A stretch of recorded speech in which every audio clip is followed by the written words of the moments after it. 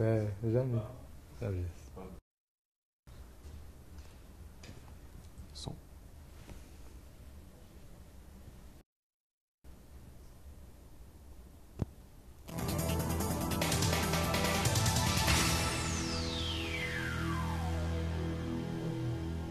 Olá, amigos. Voltamos com mais uma palestra. Nesse dia 7 de agosto, estamos aqui ao vivo, diretamente dos estúdios do Atualidades do Direito, na Avenida Paulista, aqui em São Paulo, para darmos continuidade às nossas exposições, explanações, para deixá-lo sempre muito bem informado com o que há de mais recente e mais importante na área jurídica. Agora, o momento é do professor André Gualtieri. O professor André Gualtieri está aqui ao meu lado, aqui, e isso. O professor André Gualtieri é autor da nossa coleção Saberes do Direito. Professor de filosofia, escreveu Filosofia do Direito para a nossa coleção. Um livro que está sendo muito bem vendido e muito bem comentado pelos nossos alunos e pelos consumidores de um dos nossos apoiadores aqui do evento, que é a editora Saraiva. Também temos o apoio da EPD, Escola Paulista de Direito, e também da rede LFG de ensino.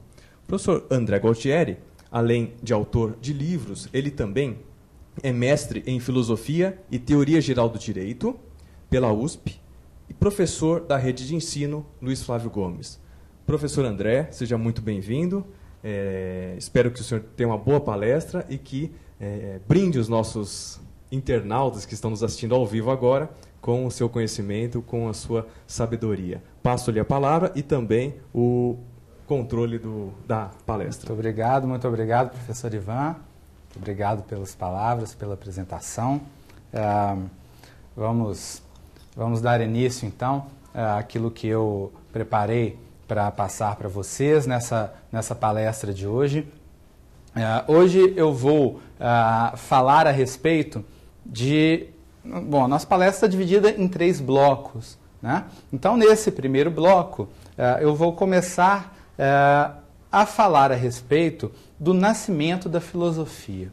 Eu quero passar para vocês algumas noções a respeito do porquê do surgimento da filosofia, de como é que a filosofia surge, né?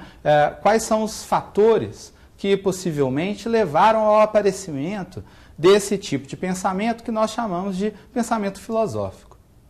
Então vamos começar. Nesse primeiro bloco, eu nomeei esse primeiro bloco, então, de o nascimento da filosofia. Bom, a filosofia surge de quê? A filosofia surge em que momento histórico? Os autores costumam apontar que o surgimento da filosofia se dá por volta do século VI a.C. E em que espaço geográfico a filosofia nasce? Bom, a filosofia nasce na Grécia, mais especificamente em algumas colônias do mundo grego, próximo de onde é hoje a Turquia, né? Algumas colônias gregas da região que era chamada de Ásia Menor. E os autores vão dizer inicialmente o seguinte: a filosofia nasce de um impulso de liberdade. A filosofia, ela é fruto da liberdade. Por que os autores afirmam que a filosofia nasce da liberdade? Ora, os autores vão dizer que a filosofia nasce da liberdade exatamente pelo fato de que o pensamento filosófico é um pensamento que implica uma crítica constante. O pensamento filosófico é um pensamento que está comprometido com uma avaliação constante. Filosofar significa, a todo momento, estar avaliando algo, a todo momento, estar realizando a crítica de determinada instituição social ou de determinado acontecimento histórico, né, ou de determinado costume.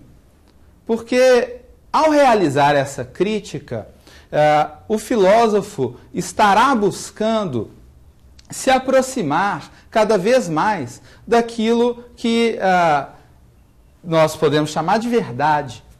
Então, o filósofo busca essa crítica para que ele seja capaz de atingir aquilo que é verdadeiro. Ora, Se a filosofia é algo que está comprometido, então, com essa constante avaliação das coisas, com essa constante avaliação das instituições, como é que algo como a filosofia pode surgir num ambiente que é um ambiente com pouca ou nenhuma liberdade? É impossível surgir a filosofia num ambiente assim? Eu não diria que é impossível. Agora, o surgimento de um modo duradouro da filosofia num ambiente sem liberdade é algo que não é possível.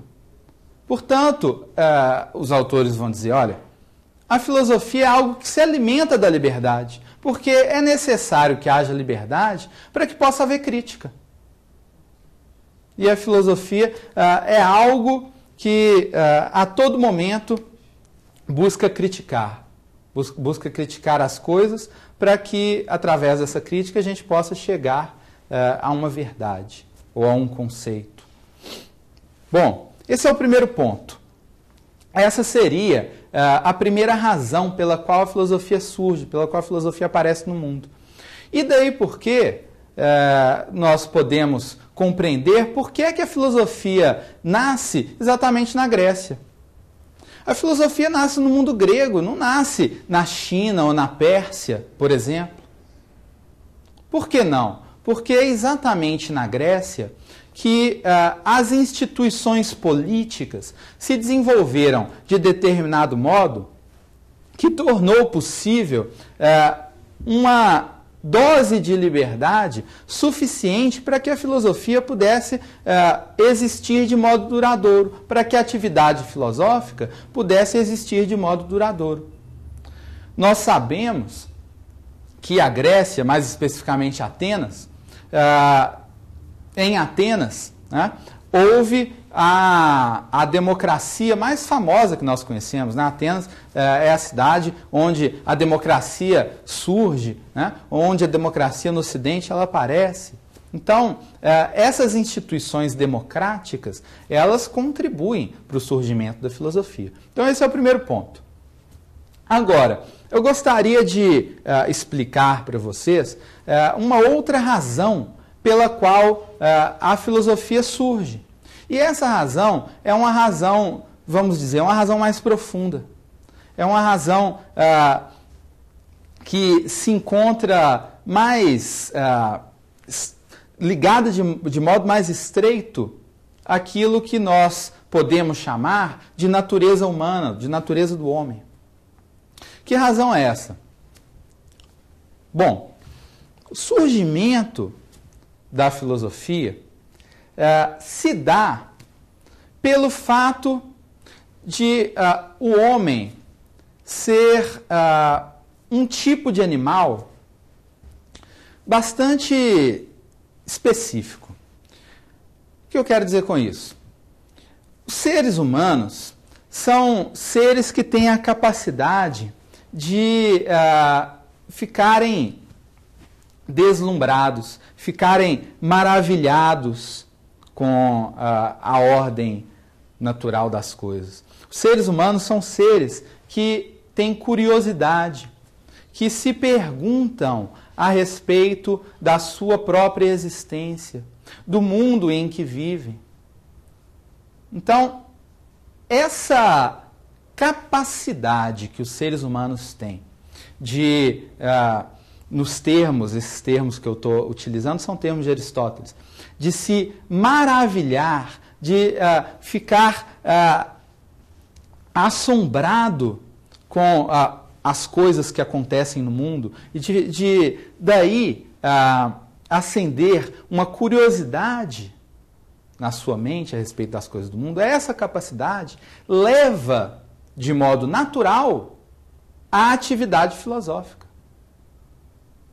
Então, nesse sentido, e daqui a pouco eu vou colocar um trecho de Aristóteles que mostra exatamente isso, nesse sentido, a filosofia é uma atividade que faz parte da própria natureza do homem. Vamos lá para o trecho. Bom, antes de chegar em Aristóteles, vamos para para uma primeira frase que eu gostaria de mostrar para vocês, que é a frase de Sócrates. E essa frase de Sócrates explicita muito bem qual é o ânimo do filósofo. O ânimo que se encontra na atividade filosófica. Que ânimo é esse? É o ânimo da constante busca para se atingir aquilo que se considera a verdade, aquilo que se considera a posição mais razoável. Então Sócrates nos diz, olha só, uma vida sem busca não é digna de ser vivida. Percebam? A atividade, portanto, de buscar o conhecimento e de atingir o conhecimento é uma atividade que faz parte da vida do homem. E mais do que isso, é uma atividade que confere ao homem e à vida humana uma dignidade. Porque se nós nos limitássemos a viver simplesmente por conta de preencher as nossas necessidades, ou seja, de obter comida, de obter uma situação de relativa segurança, de procriar, enfim. Se nós vivêssemos só em função disso, nós seríamos diferentes dos animais em que sentido? Então, nessa concepção, aquilo que confere dignidade ao homem é exatamente o fato de que o homem é aquele ser que consegue fugir dessa ordem da necessidade, desse mundo biológico. É claro que nós não conseguimos fugir completamente. Agora, nós temos uma certa dose de liberdade para que a gente seja capaz de transcender, de ultrapassar essa ordem biológica das coisas, essa vida, né, sujeita completamente à biologia. O homem não é só isso. Tá? Daí a dignidade que a busca pelo conhecimento, ela fornece à vida do homem. Mas vamos passar agora para a segunda citação que eu trouxe para vocês, que é exatamente uma citação de Aristóteles. Esse trecho se encontra no livro Metafísica de Aristóteles. Tá? E esse trecho de Aristóteles nos mostra exatamente como é que o interesse filosófico vai surgindo na mente do homem. Vejam só. Aristóteles diz: pois os homens começam e começaram sempre a filosofar, movidos pela admiração. No princípio, admirados diante dos fenômenos surpreendentes mais comuns. Depois, avançando pouco a pouco e delineando problemas maiores, como as mudanças da Lua e relativas ao Sol e às estrelas, e a geração do universo. Porém, o que se propõe um problema ou se admira, reconhece sua ignorância. De sorte que, se os homens filosofaram para fugir da ignorância, é claro que buscavam o saber em vista do conhecimento, e não por alguma utilidade. Bom, percebam que nesse trecho, Aristóteles faz uma espécie de análise até histórica do surgimento da filosofia. Olha, os homens, o desenvolvimento do pensamento humano é muito lento. Os homens, de início, eles se admiram com os eventos, determinados eventos naturais, que hoje para nós são coisas simples.